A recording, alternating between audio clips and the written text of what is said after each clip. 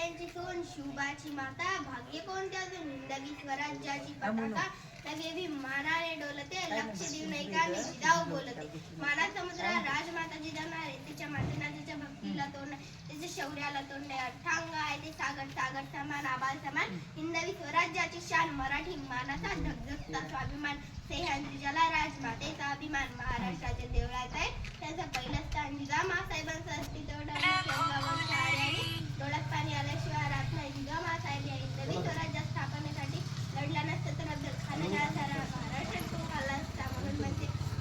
जिजाऊ तुम्ही नसता तर नसते लढले शिवरायांनी चंबू शावा जिजाऊ तुम्ही नसता तर नसते मिळाला स्वराज्याचा मूल्य ठेवा जिजाऊ तुम्ही नसता तर नसते लढले मावळे जिजाऊ तुम्ही नसतात नसते दिसले विजयाचे सोहळे माना समुद्राच्या राजमातेला घडविले तिने शिवाला चाकलत होती ती आई भवानी जन्म घेतला तिच्या पोटी शिवबानी इतिहास तुझरा मागे वळून बघ कडशील मान झुकून जिजाऊ न माना समुद्रा जिजाऊ एक स्त्री होते शहाजी राजेंच्या पत्नी आणि घाटगे घराण्याची लाडकी इले जिजाऊचं एक म्हणणं होते की प्रत्येक स्त्रीने आदर्श घ्यावा आणि ते एक आदर्श स्त्री होते तरी पण एकाच गोष्टीची खंत वाटते लोक ओरडून म्हणतात राजे तुम्ही पुन्हा जन्म घ्या राजे तुम्ही पुन्हा जन्म घ्या कोणी विचार केला नाही राजेंनी पुन्हा जन्म घ्यायला आणि जिजाऊने जन्म घ्यायला हवा ना जिथे प्रत्येकाला जन्म घ्यायला आई पाहिजे लाड पुरवायला मावशी पाहिजे गोष्टी सांगायला आजी पाहिजे कोणाची पोळी भरवायला मामी पाहिजे राखी बांधायला बहीण पाहिजे आयुष्याची जोडीदार म्हणून बायको पाहिजे मग ती स्त्री म्हणून मुलगी का नको जाता जाता एवढंच बोलून जाईल ना वाकणार ना झुकणार ना वाकणार ना झुकणार